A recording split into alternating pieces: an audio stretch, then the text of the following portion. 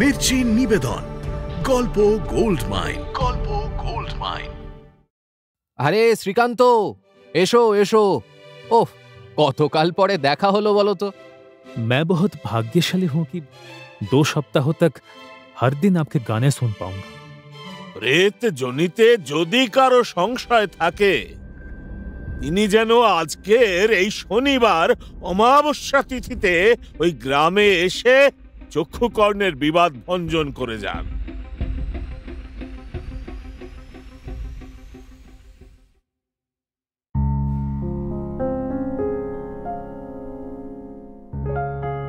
মির্চি গল্প গোল্ড মাইনে আপনাকে স্বাগত। মণিমাণিক্যে ভরা বাংলা সাহিত্যের কিছু কালজয়ী উপন্যাস ও গল্প দিয়ে সাজানো আমাদের এই মির্চি গল্প গোল্ড মাইন। আপনি শুনছেন শরৎচন্দ্র চট্টোপাধ্যায়ের শ্রীকান্ত। শাহজির সাপের কামড়ে মৃত্যুর পর একেবারে একা হয়ে গেল অন্নদা দিদি। তবু সে জঙ্গলের বাস ছেড়ে ইন্দ্রনাথের সঙ্গে চলে আসতে চাইল না। সে সম্বলটুকু দিয়ে স্বামীর ঋণ শোধ করে শ্রীকান্তর দেওয়া 5 টাকাটিও ফেরত পাঠিয়ে নিরুদ্দেশ হয়ে গেল কোথাও। অন্নদা দিদির লেখা শেষ চিঠিখানা শ্রীকান্তর হাতে তুলে দিয়ে সেই যে ইন্দ্র চলে গেল, তারপর আর তার দেখা নেই। শুনতে থাকুন শ্রীকান্তর 4র্থ পর্ব, শ্রীকান্ত ও রহস্যময়ী পিয়ারি বাই।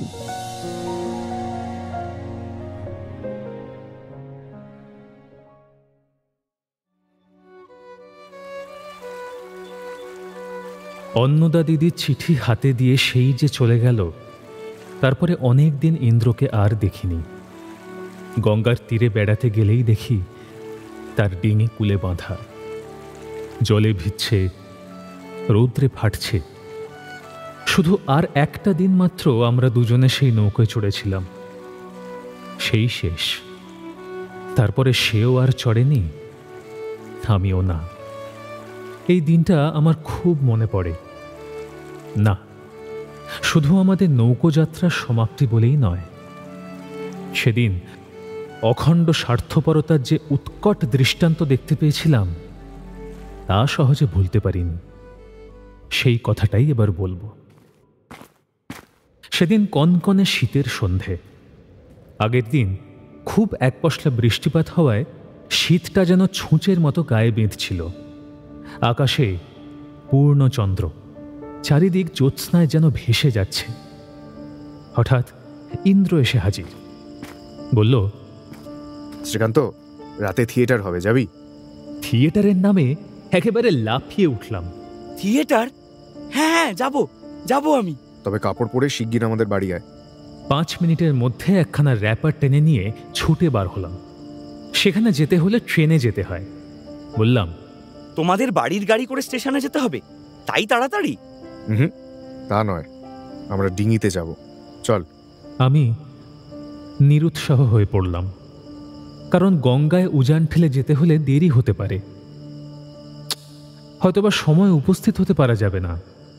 ভয় নেই, জোর হাওয়া আছে, দেরি হবে না। আমার নতুন দা কলকাতা থেকে এসেছেন, তিনি গঙ্গা দিয়ে যেতে চান। যাক, দাঁড় বেঁধে পাল খাটিয়ে ঠিক হয়ে বসেছি।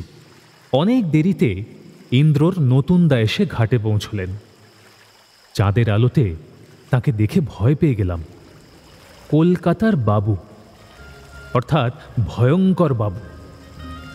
সিল্কের মোজা, চকচকে পামশু, আগা গোড়া ওভারকোটে মোড়া, গলায় গলাবন্ধ, হাতে দস্তানা, মাথায় টুপি।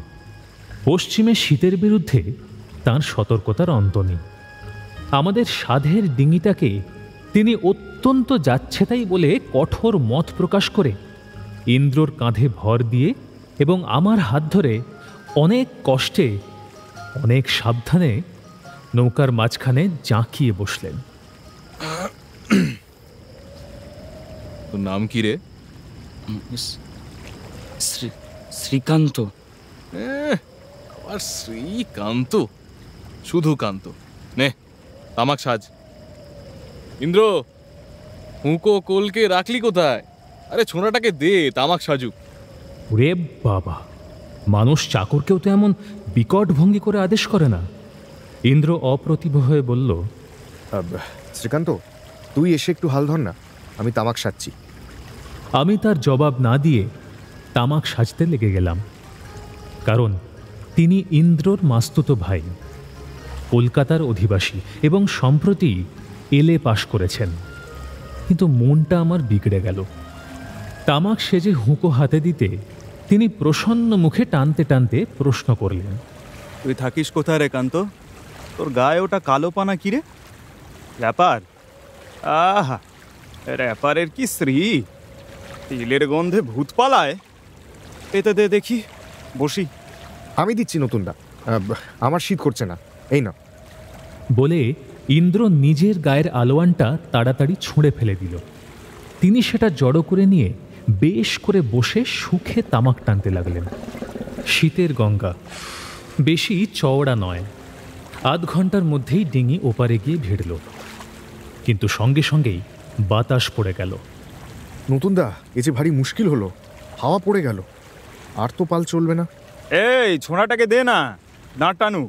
কলকাতাবাসী নতুনদার অভিজ্ঞতায় ইন্দ্র ঈষৎ ম্লান হেসে বলল, দাঁড়, কারোর সাধ্যি নেই নতুনদা, এই রেত ঠেলে উজান বয়ে যায়, আমাদের ফিরতে হবে। প্রস্তাব শুনে নতুনদা এক মুহূর্তেই একেবারে অগ্নিশর্মা হয়ে উঠলেন। তবে আনলি কেন হতভাগা? যেমন করে হোক তোকে পৌঁছে দিতেই হবে। আমায় থিয়েটারে হারমোনিয়াম বাজাতেই হবে, তারা বিশেষ করে ধরেছে। তাদের বাজাবার লোক তো আছে নতুনদা, তুমি না গেলেও আটকাবে না। না, আটকাবে না। এই মেরোর দেশের ছেলেরা বাজাবে হারমোনিয়াম? চল, যেমন করে পারিস নিয়ে চল। বলে তিনি যেরকম মুখভঙ্গি করলেন তাতে আমার গা জ্বলে গেল। না, তার বাজনা অবশ্য পরে শুনেছিলাম, কিন্তু সে কথায় আর প্রয়োজন নেই। ইন্দ্রর অবস্থা সংকট অনুভব করে আমি আস্তে আস্তে বললাম, ইন্দ্র, গুণ টেনে নিয়ে গেলে হয় না? কথাটা শেষ হতে না হতেই আমি চমকে উঠলাম। তিনি এমনই দাঁত মুখ ভেঙচে উঠলেন যে সে মুখখানা আমি আজও মনে করতে পারি। বললেন, তবে যাও না, টানোগে না হে, জানোয়ারের মতো বসে থাকা হচ্ছে কেন? তারপরে একবার ইন্দ্র, একবার আমি গুণ টানতে লাগলাম। কখনো বা উঁচু পাড়ের উপর দিয়ে, কখনো বা নিচে নেমে, এবং সময়ে সময়ে সেই বরফের মতো ঠান্ডা জলের ধার ঘেঁষে অত্যন্ত কষ্ট করে চলতে হলো। আবার তারই মাঝে মাঝে বাবুর তামাক সাজার জন্য নৌকা থামাতে হলো, অথচ বাবুটি ঠায় বসে রইলেন, এতটুকু সাহায্য করলেন না। ইন্দ্র একবার তাকে হালটা ধরতে বলায় জবাব দিলেন, নতুনদা, একবার একটু হালটা। আমি দস্তানা খুলেই ঠান্ডায় নিউমোনিয়া বাঁধাতে পারবো না। না খুলে? হ্যাঁ, দামি দস্তানাটা মাটি করে ফেলি আর কি। নে নে, যা করছিস কর। সত্যি আমি এমন স্বার্থপর এবং অসজ্জন ব্যক্তি জীবনে অল্পই দেখেছি। তাঁরই একটা অপদার্থ খেয়াল চরিতার্থ করবার জন্য আমাদের এত ক্লেশ, এই সমস্ত চোখে দেখেও তিনি এতটুকু বিচলিত হলেন না। অথচ আমরা বয়সে তার থেকে কতই বা ছোট ছিলাম। পাছে এতটুকু ঠান্ডা লেগে তাঁর অসুখ করে, পাছে এক ফোঁটা জল লেগে দামি ওভারকোট খারাপ হয়ে যায়, পাছে নড়লে চড়লে কোনো রকম ব্যাঘাত হয়, এই ভয়েই আড়ষ্ট হয়ে বসে থাকলেন এবং অবিশ্রাম চেঁচামেচি করে হুকুম করতে লাগলেন। আরে কি করছিস কি তোরা? ঠিক করে গুণ টানতেও শিখিসনি? অপদার্থের দল সব। আয় কান্ত, তামাক সাজ। এই ইন্দ্র, আমার খুব খিদে পাচ্ছে, খিদেতে পেট চোঁ চোঁ করছে। এখন খাবোটা কি? গঙ্গার জল? হ্যাঁ। আরও বিপদ, গঙ্গার রুচিকর হাওয়ায় বাবুর খিদে পেল এবং দেখতে দেখতে সে খিদে অবিরাম বকুনির চোটে একেবারে ভীষণ হয়ে উঠল। এদিকে চলতে চলতে রাতও প্রায় 10টা হয়ে গেছে। থিয়েটারে পৌঁছতে রাত্রি 2টো বেজে যাবে শুনে বাবু প্রায় ক্ষিপ্ত হয়ে উঠলেন। হ্যাঁ, রাত 2টো বেজে যাবে? আমি 2টো অবধি এই নৌকায় বসে থাকবো? এই এই এই, চালাকি পেয়েছিস? হ্যাঁ, চালাকি পেয়েছিস তোরা? রাত্রি যখন 11টা, তখন কলকাতার বাবু কাবু হয়ে বললেন, হ্যাঁ রে ইন্দ্র, এদিকে খোট্টা মোট্টাদের বস্তি টস্তি নেই? মুড়ি টুড়ি পাওয়া যাবে না? সামনেই একটা বেশ বড় বস্তি নতুনদা, সব জিনিস পাওয়া যায়। তবে লাগা লাগা, ওরে ছোড়া, ওই টান না একটু জোরে। ভাত খাস নে? ইন্দ্র বল না তোর ওই ছেলেটাকে একটু জোর করে টেনে নিয়ে চলুক। ইন্দ্র কিংবা আমি কেউই জবাব দিলাম না। যেমন চলছিলাম তেমনিভাবেই কিছুক্ষণ পরে একটা গ্রামে এসে পৌঁছলাম। এখানে পাড়টা ঢালু ও বিস্তৃত হয়ে জলে মিশেছিল। ডিঙি জোর করে ধাক্কা দিয়ে সংকীর্ণ জলে তুলে দিয়ে আমরা দুজন হাঁপ ছেড়ে বাঁচলাম। হাত পা একটু খেলানো চাই, নাবা দরকার। অতএব ইন্দ্র তাকে কাঁধে করে নামিয়ে আনল। তিনি জ্যোৎস্নার আলোতে গঙ্গার পাড়ে পায়চারি করতে লাগলেন। আমরা দুজনে তার ক্ষুধা মেটাবার উদ্দেশ্যে গ্রামের ভিতরে যাত্রা করলাম। যদিও বুঝেছিলাম এত রাতে এই দরিদ্র ক্ষুদ্র পল্লীতে খাবার সংগ্রহ করা সহজ ব্যাপার নয়, তবুও চেষ্টা না করেও তো নিস্তার ছিল না। অথচ তার একা থাকতেও ইচ্ছা নেই। তা বুঝেই ইন্দ্র তক্ষুনি বলল, চলো না নতুনদা, একলা তোমার ভয় করবে, আমাদের সঙ্গে একটু বেরিয়ে আসবে। চলো, এখানে চোর টোর নেই, ডিঙি কেউ নেবে না, চলো। ভয়? আমরা দর্জি পাড়ার ছেলে, জমকে ভয় করি নেতা জানিস, কিন্তু তা বলে ছোট লোকেদের ডাটি পাড়ার মধ্যেও আমরা যাইনি। বেটাদের গায়ের গন্ধ নাকে গেলেও আমাদের ব্যামো হয়। অথচ তার মনে মনে ইচ্ছে আমি তার পাহারায় থাকি এবং তামাক সাজি।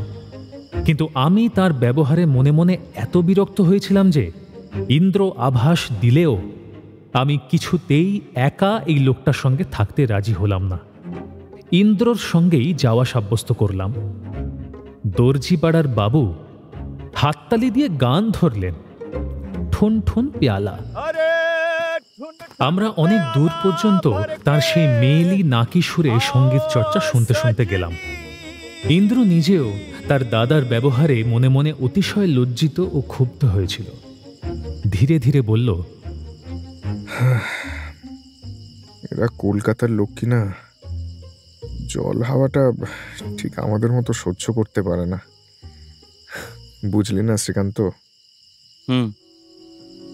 ইন্দ্র তখন তার অসাধারণ বিদ্যা বুদ্ধির পরিচয় হয়তো আমার শ্রদ্ধা আকর্ষণ করবার জন্যই দিতে দিতে চলল। তিনি অচিরেই বিএ পাশ করে ডেপুটি হবেন, কথা প্রসঙ্গে তাও বলল।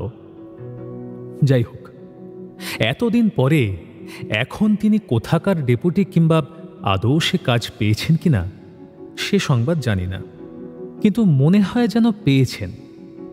না হলে বাঙালি ডেপুটির মাঝে মাঝে এত সুখ্যাতি শুনতে পাই কি করে? তখন তার প্রথম যৌবন। শুনি জীবনের এই সময়টায় নাকি হৃদয় খুব বড় থাকে, সমবেদনার ব্যাপকতা যেমন বৃদ্ধি পায় এমন আর কোনো কালে হয় না। অথচ ঘণ্টা কয়েকের পরিচয়েই যে নমুনা তিনি দেখিয়েছিলেন এতকাল পরেও ভুলতে পারা গেল না। তবে ভাগ্যে এমন সব নমুনা কদাচিৎ চোখে পড়ে, না হলে অনেক আগেই সংসারটা রীতিমতো একটা পুলিশ থানায় পরিণত হয়ে যেত। যাক সে কথা। কিন্তু ভগবানও যে তার উপর ক্রুদ্ধ হয়েছিলেন সে খবরটা পাঠককে দেওয়া আবশ্যক। এ অঞ্চলে পদঘাট দোকানপত্র সমস্তই ইন্দ্রর জানা ছিল। সে গিয়ে মুদির দোকানে উপস্থিত হল, কিন্তু দোকান বন্ধ এবং দোকানি শীতের ভয়ে দরজা জানলা বন্ধ করে গভীর নিদ্রায় মগ্ন। তখন দুজনে বাইরে দাঁড়িয়ে তারস্বরে চিৎকার করে এবং যত প্রকার ফন্দি মানুষের মাথায় আসতে পারে তার সবগুলি একে একে চেষ্টা করে আধ ঘন্টা পরে খালি হাতে ফিরে এলাম। কিন্তু ঘাট যে জনশূন্য। জ্যোৎস্নালোকে যত দূর দৃষ্টি চলে তত দূরই যে শূন্য। এ কি, দর্জিপাড়ার চিহ্ন মাত্র কোথাও নেই। ডিঙি যেমন ছিল তেমনই রয়েছে, কিন্তু ইনি গেলেন কোথায়? দুজনে প্রাণপণে চিৎকার করলাম, নতুনদা, নতুনদা! কিন্তু কোথায় কে? ও নতুনদা! আমাদের ডাক দুপাশে উঁচু পাড়ে ধাক্কা খেয়ে অস্পষ্ট হয়ে বারবার ফিরে এলো। এই অঞ্চলে মাঝে মাঝে শীতকালে বাঘের জনশ্রুতিও শোনা যেত। গৃহস্থ কৃষকেরা দলবদ্ধ হুড়ারের জ্বালায় সময়ে সময়ে ব্যতিব্যস্ত হয়ে উঠত। সহসা ইন্দ্র সেই কথাই বলে বসল। শ্রীকান্ত, বাঘে নিলে না তোরে? ভয়ে সর্বাঙ্গ কাঁটা দিয়ে উঠল আমার। সে কি কথা! ইতিপূর্বে তার অভদ্র ব্যবহারে আমি অত্যন্ত বিরক্ত হয়ে উঠেছিলাম ঠিকই, কিন্তু এত বড় অভিশাপ তো দিইনি।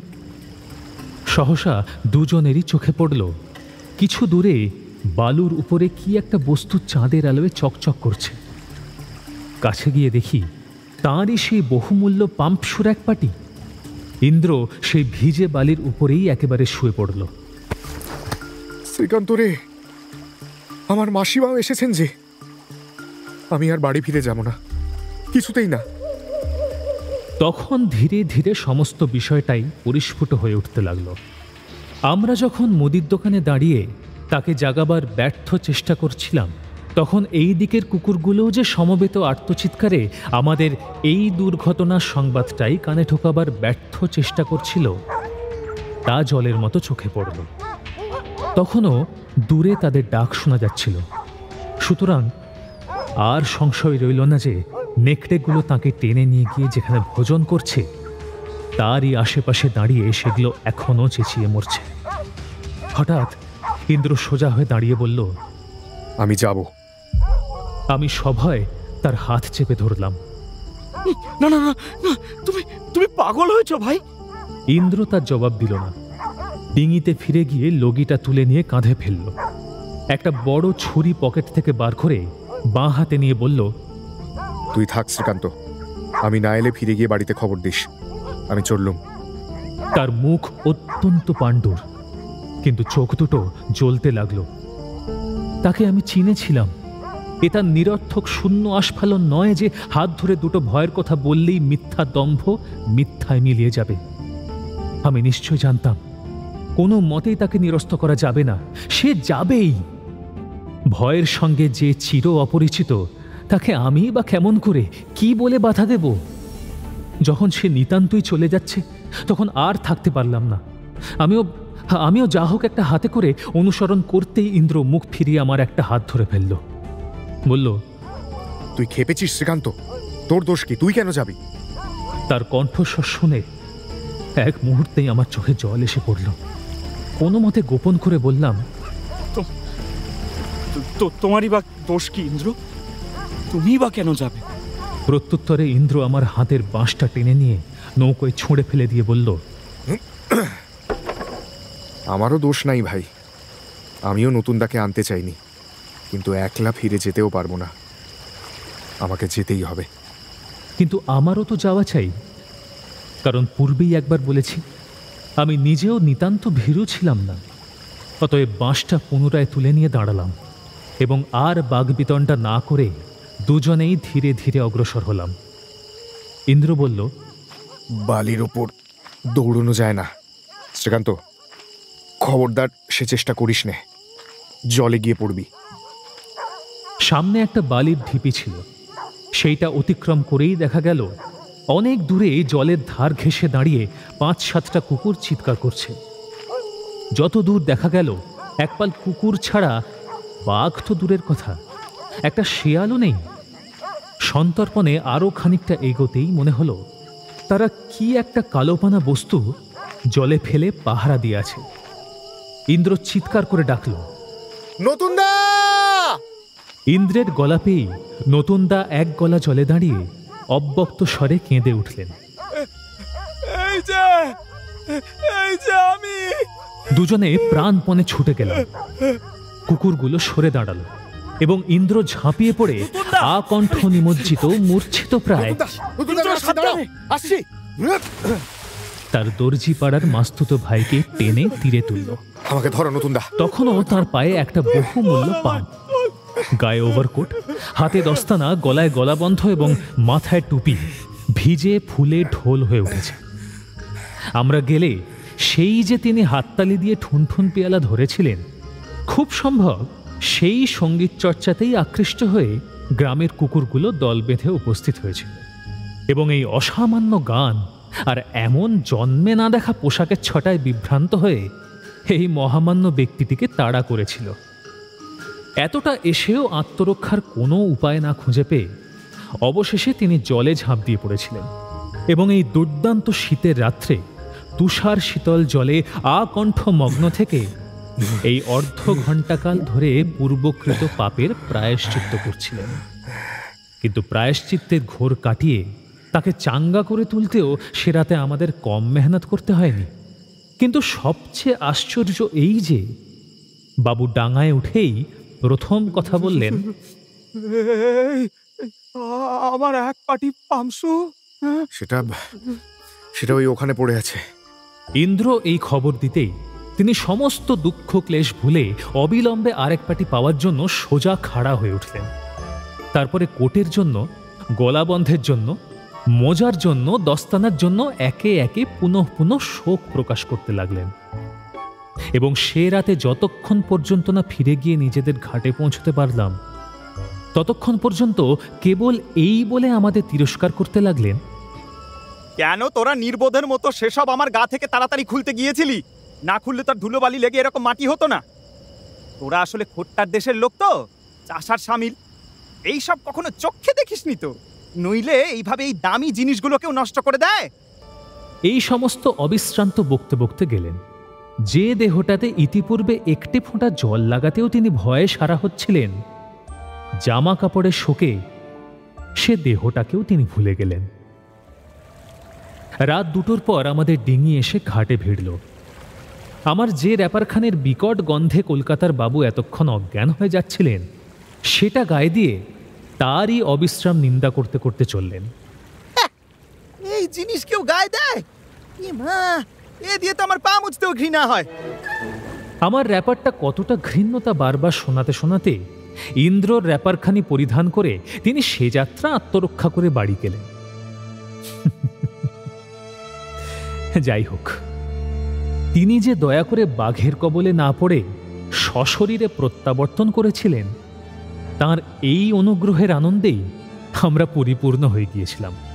এত উপদ্রব অত্যাচার হাসি মুখে সহ্য করে আজ নৌকা চড়ার পরিসমাপ্তি করে এই দুর্জয় শীতের রাতে কোঁচার খুঁট মাত্র অবলম্বন করে কাঁপতে কাঁপতে বাড়ি ফিরে গেলাম।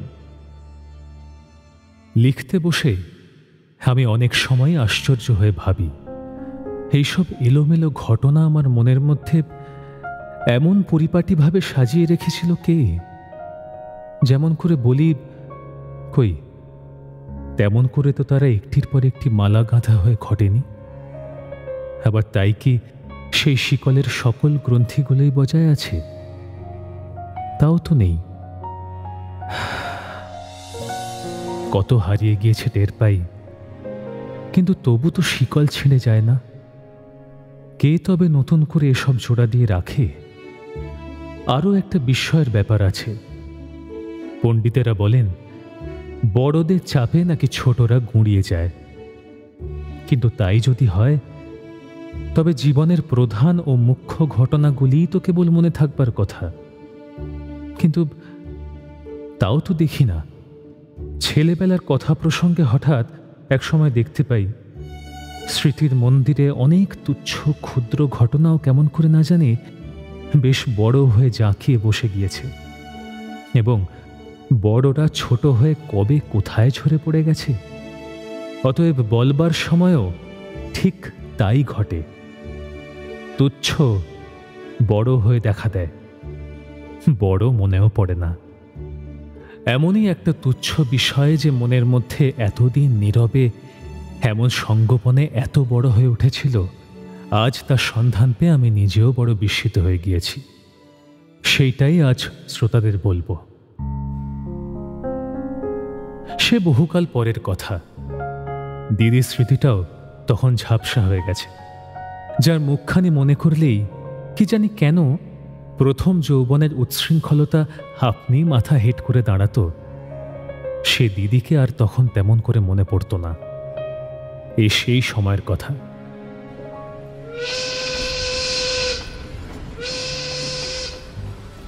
এক রাজার ছেলের নিমন্ত্রণে তার শিকার পার্টিতে গিয়ে উপস্থিত হয়েছি।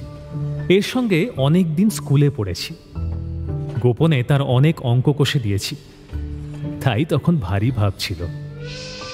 তারপরে এন্ট্রান্স ক্লাস হতে ছাড়াছাড়ি।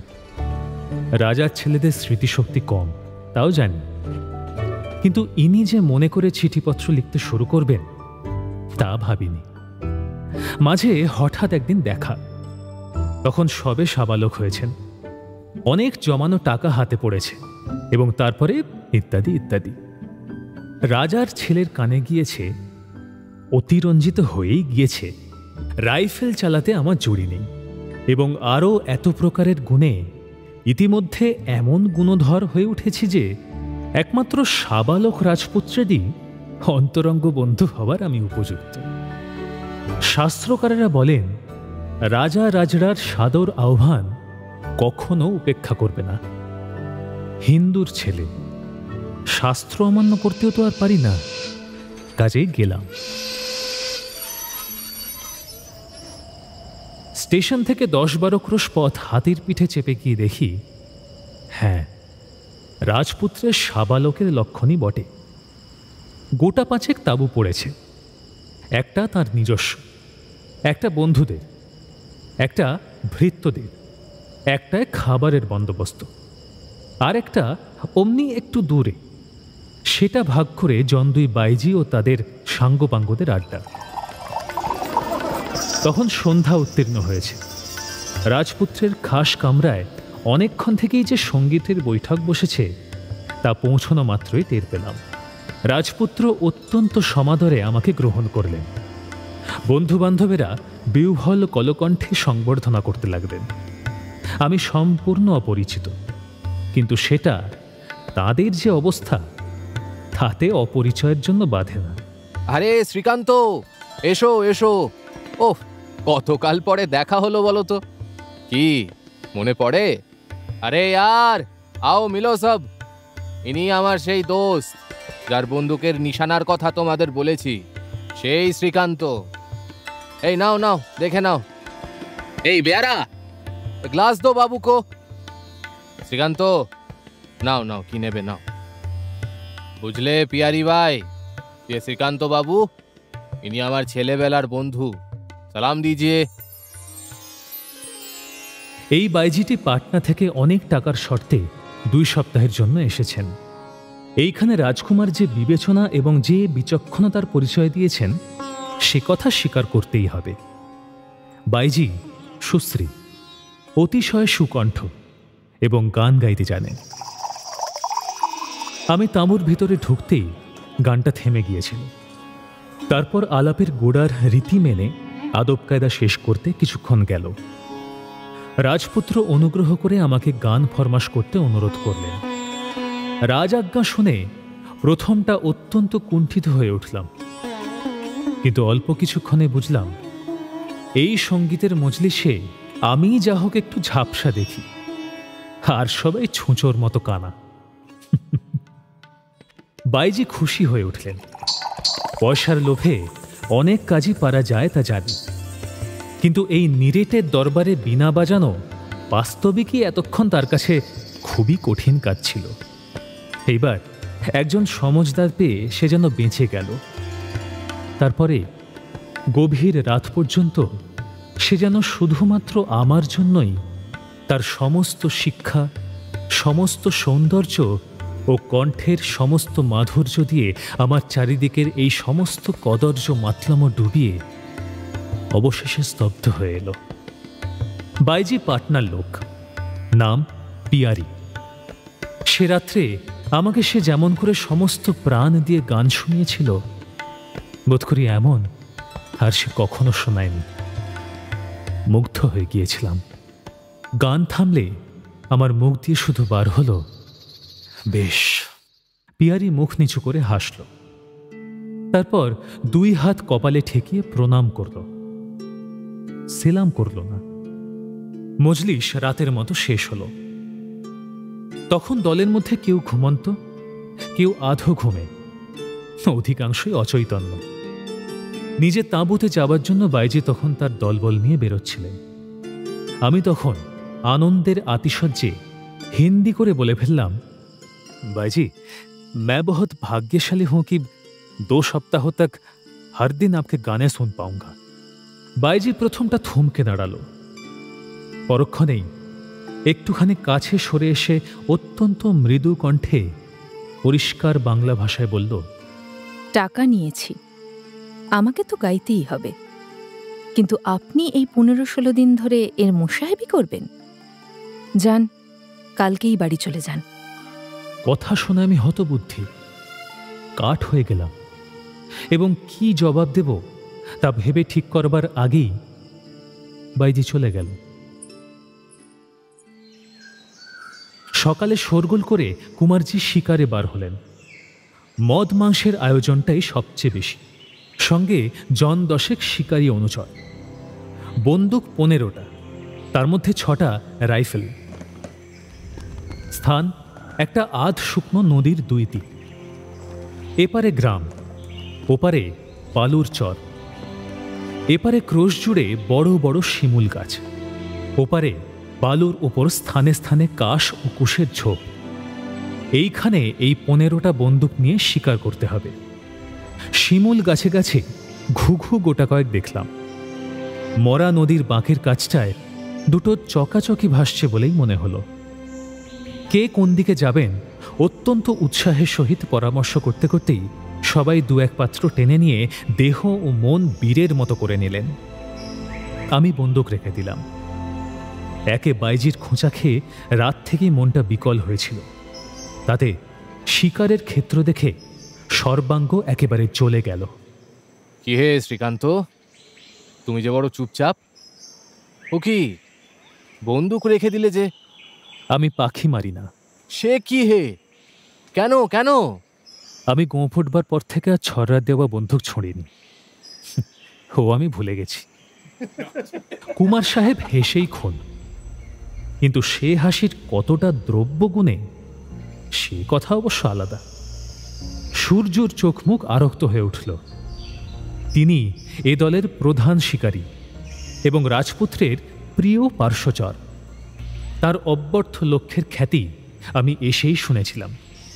তিনি রুষ্ট হয়ে বললেন, চিড়িয়া শিকার মে কুছ শরম হ্যায়? আমারও মেজাজ তো ভালো ছিল না, সুতরাং জবাব দিলাম, সবাইকার নেই হে, কিন্তু আমার হ্যাঁ। যাক, আমি তাঁবুতে ফিরলাম। কুমার সাহেব, আমার শরীরটা ঠিক ভালো নেই বলে ফিরে এলাম। তাতে কে হাসলো, কে চোখ ঘোরালো, কেই বা মুখ ভেঙালো, তা চেয়েও দেখলাম না। তখন সবেমাত্র তাঁবুতে ফিরে ফরাসের উপর চিত হয়ে পড়েছি এবং আর 1 পেয়ালা চা আদেশ করে একটা সিগারেট ধরিয়েছি। বেয়ারা এসে সসম্ভ্রমে জানালো, হুজুর, ভাইজি একবার সাক্ষাৎ করতে চায়। ঠিক এইটি আশাও করছিলাম, আবার আশঙ্কাও করছিলাম। জিজ্ঞাসা করলাম, কেন সাক্ষাৎ করতে চায়? আগে তা জানি না। তুমি কে? আমি বাইজির খানসামা। তুমি বাঙালি? আগে হ্যাঁ, পরামানিক, নাম রতন। বাইজি হিন্দু? নইলে থাকবো কেন বাবু? আমাকে সঙ্গে করে এসে তাঁবুর দরজা দেখিয়ে দিয়ে রতন সরে গেল। পর্দা তুলে ভিতরে ঢুকে দেখলাম বাইজি একা প্রতীক্ষা করে বসে আছে। কাল রাতে পেশোয়াজ ও ওড়নায় ঠিক চিনতে পারিনি, আজ দেখেই টের পেলাম বাইজি যেই হোক বাঙালির মেয়ে বটে। একখণ্ড মূল্যবান কার্পেটের উপর গরদের শাড়ি পরে বাইজি বসে আছে। ভিজে এলো চুল পিঠের ওপর ছড়ানো, হাতের কাছে পানের সাজ সরঞ্জাম, সামনে গুড়গুড়িতে তামাক সাজা। আমাকে দেখে গাত্রোত্থান করে হাসি মুখে সামনের আসনটা দেখিয়ে দিয়ে বলল, বসো, তোমার সম্মুখে তামাকটা খাবো না আর। ওরে রতন, গুড়গুড়িটা নিয়ে যা। ও কি দাঁড়িয়ে রইলে কেন? বসো না। রতন এসে গুড়গুড়ি টেনে নিয়ে গেল। বাইজি বলল, তুমি তামাক খাও তা জানি, কিন্তু দেব কিসে? অন্য জায়গায় যা করো তা করো, কিন্তু আমি জেনে শুনে আমার গুড়গুড়িটা তো আর তোমাকে দিতে পারি নে। আচ্ছা, চুরুটা নিয়ে দিচ্ছি। ওরে ওর। থাক থাক, চুরুটে কাজ নেই, আমার পকেটেই আছে। আছে? বেশ, তাহলে ঠান্ডা হয়ে একটু বসো, ঢের কথা আছে। ভগবান কখন যে কার সঙ্গে দেখা করিয়ে দেন তা কেউ বলতে পারে না। সে আমাদের স্বপ্নের অগোচর। আচ্ছা, শিকারে গিয়েছিলে, হঠাৎ ফিরে এলে যে? ভালো লাগলো না। না লাগবারই কথা। কি নিষ্ঠুর এই পুরুষ মানুষ জাতটা। অনর্থক জীব হত্যা করে কি আমোদ পায় তা তারাই জানে। বাবা ভালো আছেন? বাবা মারা গেছেন। মারা গেছেন? মা? তিনি আগেই গেছেন। ওহ, তাইতেই। বলে বাইজি একটা দীর্ঘশ্বাস ফেলে আমার মুখের দিকে চেয়ে রইল। একবার মনে হলো তার চোখ দুটি যেন ছলছল করছে, কিন্তু সে হয়তো আমার মনের ভুল। পরক্ষণেই যখন সে কথা বলল, তখন আর ভুল রইল না যে এই মুখরা নারীর চটুল ও পরিহাস লঘু কণ্ঠস্বর সত্যি সত্যি মৃদু ও আর্দ্র হয়ে গিয়েছে। বলল, তাহলে যত্ন টত্ন করবার আর কেউ নেই বলো? পিসিমার ওখানেই আছো তো? নইলে আর থাকবেই বা কোথায়? বিয়ে হয়নি সে তো দেখতেই পাচ্ছি। পড়াশোনা করছো নাকি তাও ওই সঙ্গে শেষ করে দিয়েছ? এতক্ষণ পর্যন্ত বাইজির কৌতূহল ও প্রশ্নমালা আমি যথাসাধ্য সহ্য করে গিয়েছি, কিন্তু এই শেষ কথাটা কেমন যেন হঠাৎ অসহ্য হয়ে উঠল। বিরক্ত এবং রুক্ষ কণ্ঠে বলে উঠলাম, আচ্ছা, কে তুমি? তোমাকে জীবনে কখনো দেখেছি বলেও তো মনে হয় না। আমার সম্বন্ধে এত কথা তুমি জানতে চাইছই বা কেন? আর জেনেই বা তোমার লাভ কি? আমার বিরক্তি দেখেও কিন্তু বাইজি রাগ করল না, বরং হাসল। লাভ ক্ষতি কি সংসারে সব? মায়া, মমতা, ভালোবাসা কি কিছু নয়? আমার নাম পিয়ারি, কিন্তু আমার মুখ দেখেও যখন চিনতে পারলে না, তখন ছেলেবেলার ডাকনাম শুনেই কি আর আমাকে চিনতে পারবে? তাছাড়া আমি তোমাদের ও গ্রামের মেয়েও নই। আচ্ছা, তোমাদের বাড়ি কোথায় বলো? না, সে আমি বলবো না। তবে তোমার বাবার নাম কি বলো? তিনি স্বর্গে গেছেন। ছি ছি, তার নাম কি আর এ মুখে উচ্চারণ করতে পারি? তা যদি না পারো, আমাকে চিনলে কি করে সে কথা বোধহয় উচ্চারণ করতে তোমার দোষ হবে না। পিয়ারি আমার মনের ভাব লক্ষ্য করে আবার মুখ টিপে হাসল। না, তাতে দোষ নেই, কিন্তু সে কি তুমি বিশ্বাস করতে পারবে? বলেই দেখো না। তোমাকে চিনেছিলাম ঠাকুর দুর্বুদ্ধির তাড়ায়, আর কিসে। তুমি যত চোখের জল আমার ফেলিয়েছিলে, ভাগ্যি সূর্যদেবতা শুকিয়ে নিয়েছেন, নইলে চোখের জলের একটা পুকুর হয়ে থাকত। বলি, বিশ্বাস করতে পারো কি? সত্যই বিশ্বাস করতে পারলাম না, কিন্তু সে আমারই ভুল। তখন কিছুতেই মনে পড়ল না যে পিয়ারির ঠোঁটের গঠনই এরকম, যেন সব কথাই সে তামাশা করে বলছে এবং মনে মনে হাসছে। আমি চুপ করে থাকলাম। সেও কিছুক্ষণ চুপ করে থেকে এবার সত্যি সত্যি হেসে উঠল। কিন্তু এতক্ষণে কেমন করে জানি না, আমার হঠাৎ মনে হলো সে নিজের লজ্জিত অবস্থা যেন সামলে ফেলল। সহাস্যে বলল,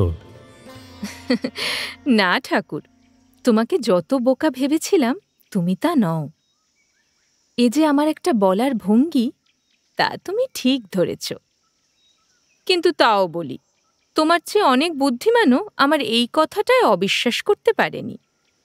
তা এতই যদি বুদ্ধিমান, মোসাহেবি ব্যবসাটা ধরা হলো কেন? এই চাকরি তো তোমাদের মতো মানুষ দিয়ে হয় না। যাও, চটপট সরে পড়ো। রাগে সর্বাঙ্গ চলে গেল আমার, কিন্তু প্রকাশ পেতে দিলাম না। সহজভাবে বললাম, চাকরি যতদিন হয় ততদিনই ভালো। বসে না থাকি, বেগার খাটি, কথাটা জানো তো? আচ্ছা, এখন উঠি, বাইরের লোক হয়তো বা কিছু মনে করে বসবে। করলে সে তো তোমার সৌভাগ্য ঠাকুর। এ কি একটা আফসোসের কথা? এসব কথার উত্তর না দিয়ে যখন আমি দরজার কাছে এসে পড়েছি, তখন সে হঠাৎ হাসির লহর তুলে বলে উঠল, কিন্তু দেখো ভাই, আমার সেই চোখের জলের গল্পটা যেন ভুলে যেও না। বন্ধু মহলে কুমার সাহেবের দরবারে প্রকাশ করলে আর চাই কি, তোমার নসিবটাই হয়তো ফিরে যেতে পারে।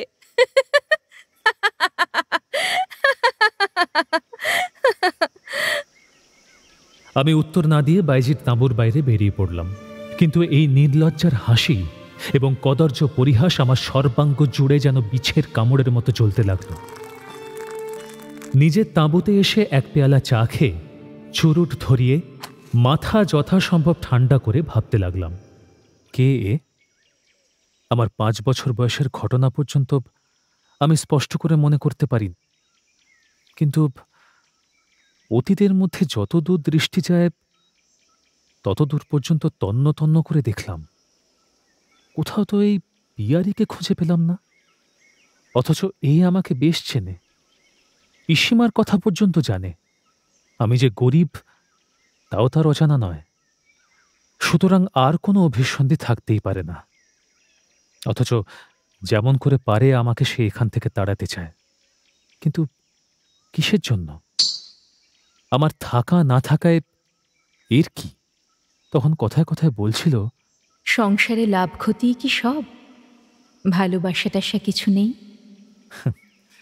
আমি যাকে কখনো চোখেও দেখিনি তার মুখের এই কথাটা মনে করে আমার হাসি পাচ্ছে, কিন্তু সমস্ত কথাবার্তা ছাপিয়ে তার শেষ বিদ্রূপটাও আমাকে যেন অবিশ্রান্ত মর্মান্তিক করে বিঁধতে লাগল।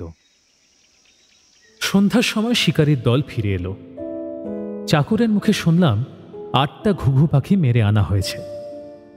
কুমার ডেকে পাঠালেন।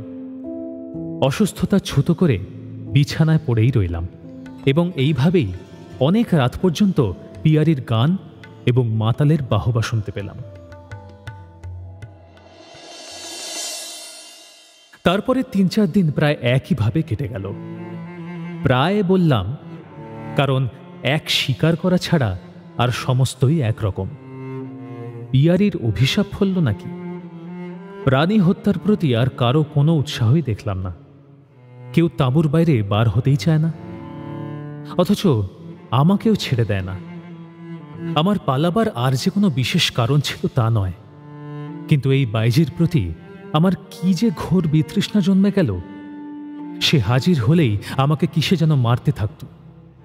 উঠে গিয়ে স্বস্তি পেতাম, উঠতে না পারলে অন্তত আর কোনো দিকে মুখ ফিরিয়ে কারো সঙ্গে কথাবার্তা বলে অন্যমনস্ক হওয়ার চেষ্টা করতাম। অথচ সে প্রতি মুহূর্তেই আমার সঙ্গে চোখাচোখি করবার সহস্র কৌশল করত, তাও টের পেতাম। প্রথম 2-1 দিন সে আমাকে লক্ষ্য করেই পরিহাসের চেষ্টা করেছিল, কিন্তু আমার ভাব দেখে সেও একেবারে নির্বাক হয়ে গেল। সেদিন ছিল শনিবার। আমি আর কিছুতেই থাকতে পারছি না। খাওয়া দাওয়ার পরেই রওনা হয়ে পড়ব স্থির হওয়ায় আজ সকাল থেকে গান বাজনার বৈঠক বসে গিয়েছিল। শ্রান্ত হয়ে বাইজি গান থামিয়েছে। হঠাৎ গল্পের সেরা গল্প, ভূতের গল্প উঠে পড়ল। নিমেষে যে যেখানে ছিল আগ্রহে বক্তাকে ঘিরে ধরল। প্রথমটা আমি তাচ্ছিল্য ভরেই শুনছিলাম, কিন্তু শেষে উদ্গ্রীব হয়ে উঠে বসলাম। বক্তা একজন গ্রামেরই হিন্দুস্থানি প্রবীণ ভদ্রলোক। গল্প কেমন করে বলতে হয় তা তিনি জানতেন। তিনি বলছিলেন, প্রেত জনিতে যদি কারো সংশয় থাকে, তিনি যেন আজকের এই শনিবার অমাবস্যা তিথিতে ওই গ্রামে এসে চক্ষুকর্ণের বিবাদ ভঞ্জন করে যান। তিনি যে জাত যেমন লোকই হন এবং যত ইচ্ছা লোক সঙ্গে করে নিয়ে যান, আজ রাতে মহাশ্মশানে যাওয়া তার পক্ষে নিষ্ফল হবে না। আজকের ঘোর রাতে এই শ্মশানচারী প্রেতাত্মাকে শুধু যে চোখে দেখা যায় তা নয়, তার কণ্ঠস্বর শোনা যায় এবং ইচ্ছা করলে তার সঙ্গে কথাবার্তা পর্যন্ত বলা যায়। আমি ছেলেবেলার কথা স্মরণ করে হেসে ফেললাম। বৃদ্ধ তা লক্ষ্য করে বললেন, এই যে আপনি আমার কাছে আসুন। আমি তার কাছে সরে গেলাম। তিনি তখন আমায় প্রশ্ন করলেন, আপনি বিশ্বাস করেন না? না। কেন করেন না? না করার বিশেষ কোনো কারণ আছে? না। তবে এই গ্রামেই এমন দুই একজন সিদ্ধ সাধক আছেন যারা চোখে দেখেছেন, তবুও যে আপনারা বিশ্বাস করেন না, মুখের উপর হাসেন, সে শুধু দুপাতা ইংরাজি পড়ার ফল। বিশেষ করে বাঙালিরা তো নাস্তিক। কি কথায় কি কথা এসে পড়ল, দেখে আমি অবাক হয়ে গেলাম। বললাম, দেখুন, এ সম্বন্ধে আমি তর্ক করতে চাই না। আমার বিশ্বাস আমার কাছে। আমি নাস্তিকই হই বা ম্লেচ্ছই হই, ভূত মানি না। যারা চোখে দেখেছেন বলেন, হয় তারা ঠকেছেন, না হয় তারা মিথ্যেবাদী। এই আমার ধারণা। আমার কথা শুনে উত্তেজিত হয়ে সেই প্রবীণ ভদ্রলোক খপ করে আমার ডান হাতটা চেপে ধরে বললেন, আপনি আজ রাতে শ্মশানে যেতে পারেন? পারি। আমি ছেলেবেলা থেকে অনেক শ্মশানেই অনেক রাত্রে গেছি। আপ সে কি মত করো বাবু। বলে তিনি সমস্ত শ্রোতাদের স্তম্ভিত করে ওই শ্মশানের মহা ভয়াবহ বিবরণ বলতে লাগলেন। এ শ্মশান যে সে স্থান নয়, এ হলো গিয়ে মহা শ্মশান। এখানে সহস্র নরমুণ্ড গুনে নিতে পারা যায়। এই শ্মশানে মহাভৈরবী তার সাঙ্গপাঙ্গ নিয়ে রোজ রাতে নরমুণ্ডের গেন্ডুয়া খেলে নৃত্য করে বিচরণ করেন। তাদের খলখল হাসির বিকট শব্দে কতবার কতবার কত অবিশ্বাসী ইংরেজ জজ ম্যাজিস্ট্রেটেরও হৃদস্পন্দন থেমে গিয়েছে। এমনি সব লোমহর্ষণ কাহিনী এমন করেই বলতে লাগলেন যে এত লোকের মধ্যে দিনের বেলা তাঁবুর ভিতরে বসে থেকেও অনেকের মাথার চুল পর্যন্ত খাড়া হয়ে উঠল। আর চোখে চেয়ে দেখলাম পিয়ারি কোন এক সময় কাছে ঘেঁষে এসে বসেছে এবং কথাগুলো যেন সর্বাঙ্গ দিয়ে গিলছে। এইরূপে এই মহাশ্মশানের ইতিহাস যখন শেষ হল, তখন বক্তা গর্ব ভরে আমার প্রতি কটাক্ষ করে প্রশ্ন করলেন, হ্যাঁ বাবু সাহেব, আব জায়গা? জায়গা বই কি? জায়গা? अच्छा, आपका खुशी, लेकिन प्राण जाने से। না বাবুজি, না। প্রাণ গেলেও তোমাকে দোষ দেওয়া হবে না। তোমার ভয় নেই। কিন্তু অজানা জায়গায় আমি তো শুধু হাতে যাব না, বন্দুক নিয়ে যাব। তখন আলোচনাটা একটু অতিমাত্রায় খড় হয়ে উঠল। আরে ধুর, উনি পাখেই মারতে পারেন না, কিন্তু বন্দুকের গুলিতে ভূত মারবেন। আসলে কি জানেন, বাঙালিরা ইংরেজি পড়ে হিন্দু শাস্ত্র মানে না, তারা মুরগি খায়। তারা মুখে যত বড়াই করুক, কার্যকালে ভেগে যায়। তাদের তাড়া দিলেই তাদের দাঁত কপাটি লাগে। সব জানা আছে আমাদের। এই ধরনের সমালোচনা চলতে লাগলো। এদের দলে একটি মাত্র লোক ছিল যে স্বীকার করেছিল সে স্বীকার করতে জানে না, এবং কথাটাও সে সচরাচর একটু কম বলতো এবং মদও একটু কম করে খেত। তার নাম পুরুষোত্তম। সে সন্ধ্যার সময় এসে আমাকে ধরল। আমি সঙ্গে যাব। কেন? কারণ এর আগে আমি কখনো ভূত দেখিনি। আজ যখন এমন একটা সুযোগ পেয়েছি, তখন ছাড়তে চাই না। তুমি কি ভূত মানো না? একেবারেই না। কেন মানো না? মানি না, নেই বলে। এই বলে সে প্রচলিত তর্ক তুলে বারবার অস্বীকার করতে লাগলো। আমি কিন্তু অত সহজে সঙ্গ নিতে রাজি হলাম না, কারণ বহুদিনের অভিজ্ঞতায় জানি এসব যুক্তিতর্কের ব্যাপার নয়, সংস্কার। বুদ্ধি দিয়ে যারা একেবারেই মানে না, তারা ভয়ের জায়গায় এসে পড়লে ভয়ে মূর্ছা যায়। পুরুষোত্তম কিন্তু নাছোড়বান্দা। সে মালকোঁচা মেরে পাকা বাঁশের লাঠি ঘাড়ে ফেলে বলল, শ্রীকান্তবাবু, আপনার ইচ্ছা হয় বন্দুক নিন, কিন্তু আমার হাতে লাঠি থাকতে ভূতই বলো বা প্রেতই বলো, কাউকে কাছে ঘেঁষতে দেব না। কিন্তু সময়ে লাঠি হাতে থাকবে তো? ঠিকই থাকবে বাবু। আপনি তখন দেখে নেবেন, 1 ক্রোশ পথ রাত্রি 11টার মধ্যে রওনা হওয়া চাই। দেখলাম তার আগ্রহটা যেন একটু অতিরিক্ত। যাত্রা করতে তখনও ঘণ্টাখানেক দেরি আছে। আমি তাঁবুর বাইরে পায়চারি করে এই ব্যাপারটি মনে মনে ভেবে দেখছিলাম, জিনিসটা সম্ভবত কি হতে পারে।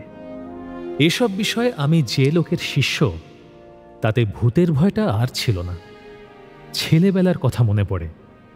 সেই একটি রাতে যখন ইন্দ্র বলেছিল, শ্রীকান্ত, মনে মনে রাম নাম কর, সে নৌকা ছেড়ে যায়নি, আমার পেছনেই বসে আছে। সেই দিনই শুধু ভয়ে চৈতন্য হারিয়েছিলাম, আর না। সুতরাং সে ভয় ছিল না।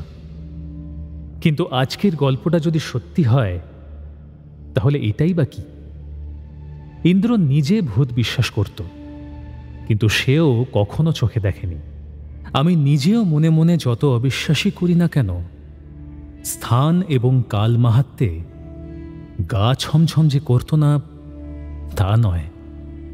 হঠাৎ সামনের এই দুর্ভেদ্য অমাবস্যার অন্ধকারের দিকে চেয়ে আমার আরেকটা অমারজনীর কথা মনে পড়ে গেল। সেদিনটাও এমনই শনিবারই ছিল। বছর 5-6 আগে আমাদের প্রতিবেশিনী হতভাগিনী নিরুদিদি বাল বিধবা হয়েও যখন সূতিকা রোগে আক্রান্ত হয়ে 6 মাস ভোগে ভোগে মরেন, তখন সেই মৃত্যুশয্যার পাশে আমি ছাড়া আর কেউ ছিল না।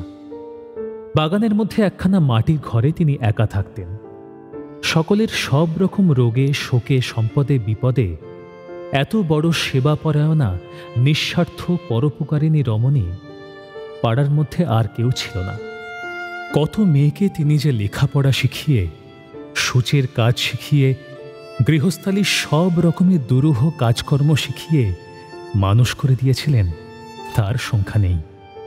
একান্ত স্নিগ্ধ শান্ত স্বভাব এবং সুনির্মল চরিত্রের জন্য পাড়ার লোকও তাকে কম ভালোবাসত না।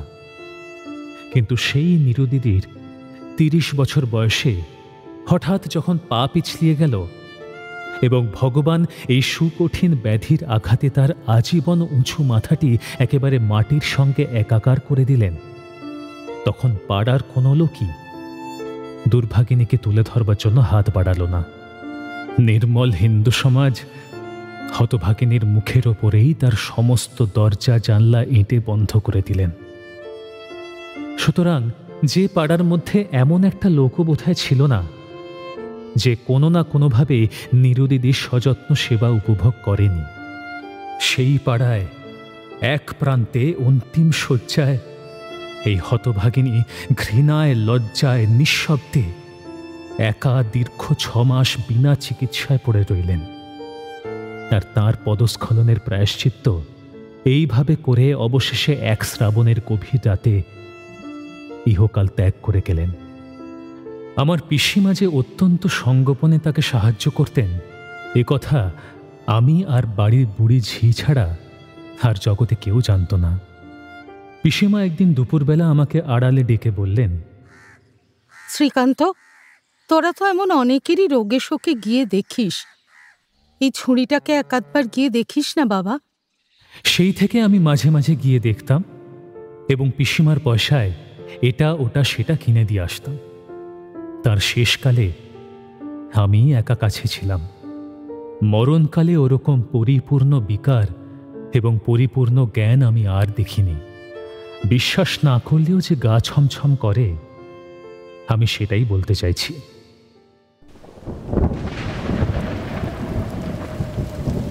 সেদিন শ্রাবণের অমাবস্যা। রাত 12টার পরে ঝড় জলে পৃথিবী যেন উপড়ে যাওয়ার অবস্থা হলো। সব দরজা জানলা বন্ধ। আমি খাটের থেকে খানিক দূরে একটা ইজি চেয়ারে শুয়ে আছি। হঠাৎ নিরুদিদি স্বাভাবিক গলায় আমাকে ডেকে উঠলেন, শ্রীকান্ত, ও শ্রীকান্ত। কি নিরুদি? ভাই আমার, একবার কাছে আয় দেখি। কাছে যেতেই হাত তুলে আমার কানটা তার মুখের কাছে এনে ফিসফিস করে বললেন, শ্রীকান্ত, তুই বাড়ি যা। সে কি নিরুদিদি, এই ঝড় জলের মধ্যে? তা হোক, প্রাণটা আগে। নিরুদিদির কথাগুলো শুনে ভাবলাম ভুল বকছেন, তাই খানিকটা স্তোত দেবার জন্যই বললাম, আচ্ছা যাচ্ছি, জলটা একটু থামুক। না না শ্রীকান্ত, তুই যা যা ভাই যা, আর এতটুকু দেরি করিস নে, তুই পালা পালা, বলছি না তুই পালা। এইবার তার বলার ধরনে আমার বুকের ভিতরটা ছ্যাঁত করে উঠল। বললাম, আমাকে যেতে বলছো কেন? নীরু দিদি আমার হাতটা টেনে নিয়ে বন্ধ জানলার দিকে চেঁচিয়ে উঠলেন, যাবি নি? তবে কি প্রাণটা দিবি? দেখছিস নে, আমাকে নিয়ে যাওয়ার জন্য কালো কালো সেপাই এসেছে।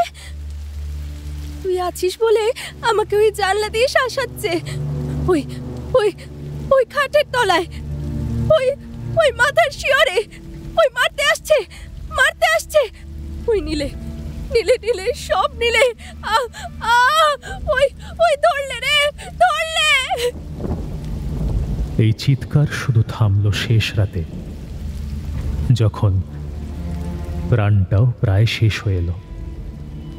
ব্যাপারটা আজও আমার বুকের মধ্যে কেটে বসে আছে।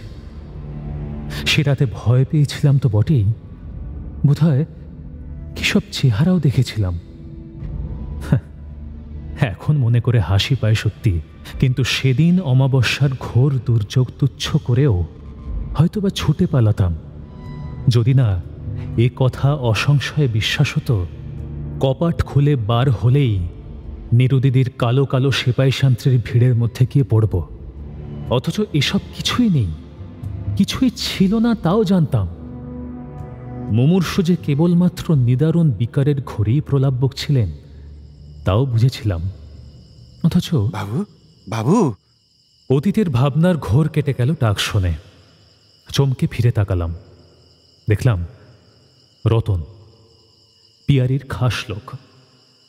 কিরে? বাইজি একবার প্রণাম জানাচ্ছেন। যেন বিস্মিত হলাম, তেমনই বিরক্ত হলাম।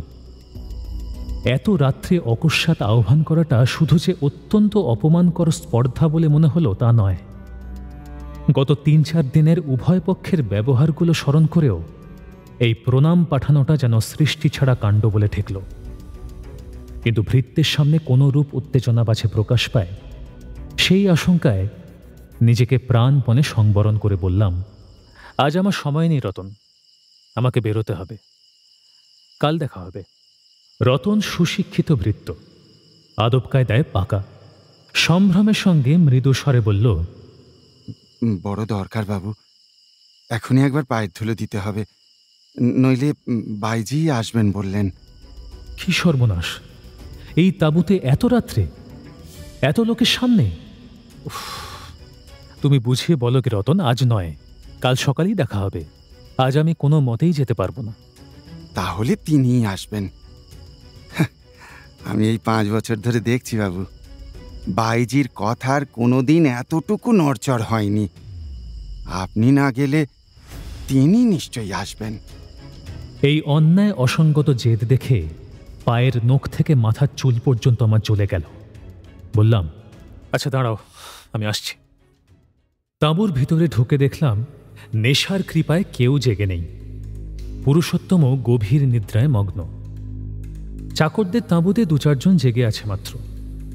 তাড়াতাড়ি বুটটা পরে নিয়ে একটা কোট গায়ে দিয়ে ফেললাম। রাইফেল ঠিক করাই ছিল, হাতে নিয়ে রতনের সঙ্গে সঙ্গে বাইজির তাঁবুতে গিয়ে প্রবেশ করলাম। পিয়ারি সামনেই দাঁড়িয়েছিল। আমার আপাদ মস্তক বারবার দেখে নিয়ে কিছুমাত্র ভূমিকা না করেই ক্রুদ্ধ স্বরে বলে উঠল, শ্মশানে টশানে তোমার কোনো মতেই যাওয়া হবে না, কোনো মতেই না। পিয়ারির কথায় আর কথা বলার ধরনে ভয়ানক আশ্চর্য হয়ে গেলাম। আমাকে এই কথা বলার সাহস ও অধিকার বোধ সে কোথা থেকে পেল? আর আমাকে আটকাতেই বা চায় কেন? কে এই পিয়ারি? শ্রীকান্ত তার সঙ্গে অতীতের কোন সুতোয় জুড়ে আছে? শ্রীকান্ত কি মনে করতে পারবে পিয়ারির পূর্ব পরিচয়? সে কি পিয়ারির বারণ শুনে শ্মশানে গিয়ে ভূত দেখার পরিকল্পনা বাতিল করবে, নাকি যাবে সেখানে? যদি যায় তাহলে কেমন হবে শ্রীকান্তর এই নৈশ অভিযানের অভিজ্ঞতা?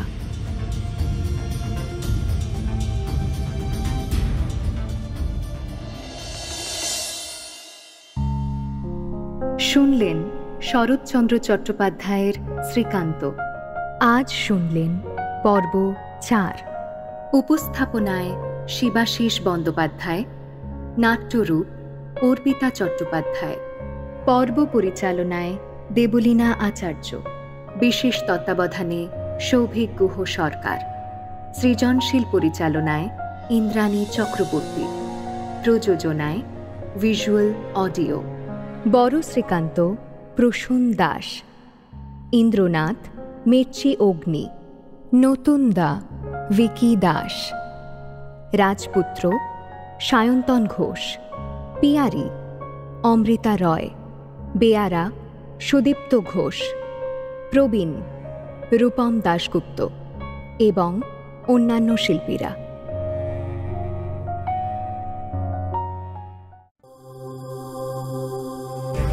মির্চি নিবেদন গল্প গোল্ড মাইন। গল্প গোল্ড মাইন।